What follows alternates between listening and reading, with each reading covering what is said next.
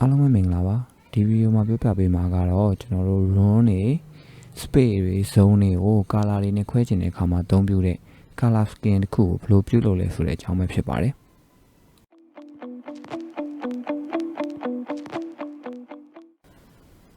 ပထမဆုံး color scheme ပြုလုပ်ဖို့အတွက်ကျွန်တော်တို့ကဒီ archi plan မှာ run တွေ space တွေဒါမှမဟုတ်ရင်လည်း zone တွေဖြစ်ဖြစ်ပေါ့နော် MME ဆိုရင်လည်းကျွန်တော်တို့သတ်မှတ်ထားဖို့လိုပါတယ်အဲ့ဒါမှကျွန်တော်တို့ဒီ color scheme သုံးလို့ရမှာပေါ့နော်အဲ့တော့ဒီမှာတော့ကျွန်တော်က run တွေကိုသတ်မှတ်လိုက်မယ်ကျွန်တော်မှာဒီ archi model တစ်ခုရှိနေတယ်အဲ့တော့ကျွန်တော်က run နဲ့ဒီဟာတွေကို run ဆိုပြီးတော့လိုက်ပြီးတော့သတ်မှတ်လိုက်မယ် okay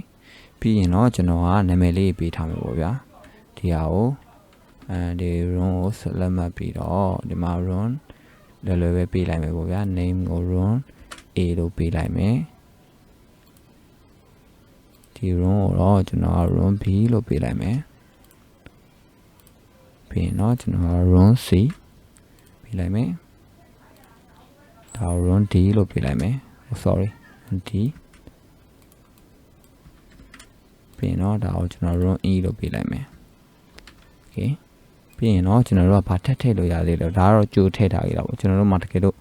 သတ်မှတ်ချက်တွေရှိရယ် base finish က finish ကဘယ်လိုပြီးထားဘာ material နဲ့လဲပေါ့နော် ceiling ကဘာ material နဲ့လဲ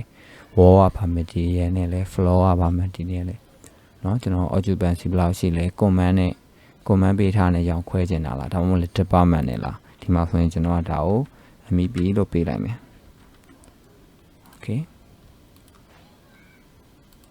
ဒီမှာဆိုရင်ကျွန်တော်က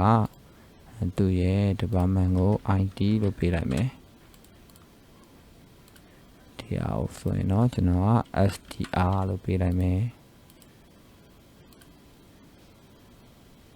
ဒါတော့ကျွန်တော်က lobby လို့ပေးလိုက်မယ်ဗျာ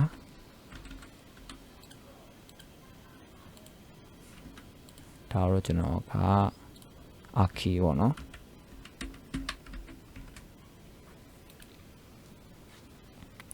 အဲ့လိုပြီးသွားပြီဆိုရင်တော့ကျွန်တော်တို့ကအခုဒါသတ်မှတ်ချက်တွေပြီးသွားပြီဆိုရင်တော့ပထမဆုံးအကြောင်းလေးစထည့်ပါမယ်အကြောင်းလေးစထည့်ဖို့အတွက် architecture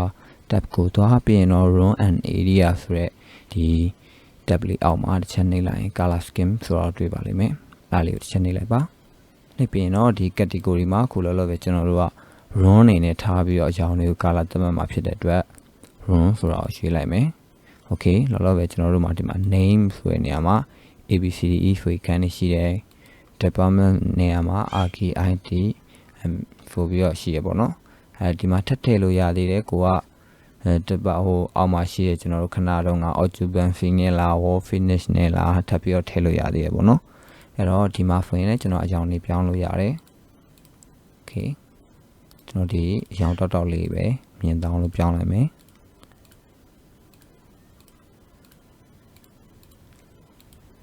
okay ပြီးရင်တော့ကျွန်တော်တို့က name မှာလဲတွားပြီးတော့ color တွေသတ်မှတ်လို့ရတယ်ဒီမှာဆိုရင်မတူညီတော့အကြောင်းလေးထားလိုက်မယ်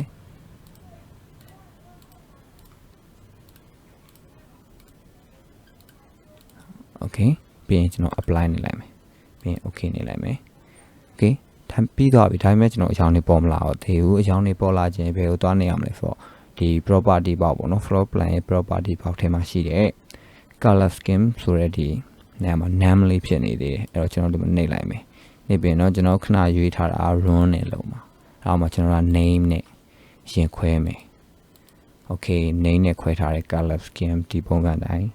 အဲ့လိုမဟုတ်ဘူးကျွန်တော်တို့က department အနေနဲ့ပြချင်တာ department အနေနဲ့ခွဲပြီးပြချင်တယ်ဆိုရင် department အနေနဲ့ရွှေ့ပြီးပြလိုက်ရင် department အနေနဲ့တစ်ခါအချောင်းပြောင်းသွားမယ်အဲ့မှာကျွန်တော်ဒီဘေးမှာ legend လေးထိုးခြင်းနဲ့ legend run အကြောင်းဘာရောင်နဲ့ room block ကတော့ကျွန်တော်တို့ဘယ်ခန်းမှာပေါ့နာမည်လေးနဲ့ထိုးခြင်းလဲဆိုရင်တော့ဒီ analyze ဆိုတဲ့ထဲကိုတွားလိုက်ပါပြီးရင်တော့ဒီမှာ color fill ဆိုတဲ့တက်မှာ tab legend by legend ဆွဲနေရမှာ color fill legend ဆိုတာလေးကိုယူပြီးတော့ကျွန်တော်တို့ဒီမှာ department legend ဆိုပြီးထားလို့ရပါတယ်ဒီလိုတဲတိုင်းထားခြင်းလားဒါမှမဟုတ်လဲသူက name ရရှိရဆိုဒီဘက်ကိုဆွဲလို့ရတယ်ဒါမှမဟုတ်လဲအရှည်လိုက်ပြခြင်းလားဒီလိုရှည်လိုက်ပြခြင်းနဲ့ဆိုလဲကျွန်တော်ဒီလိုရတယ်ပြီးရင်ဒီအောက်မှာထားလိုက်မယ်ပေါ့ဗျာ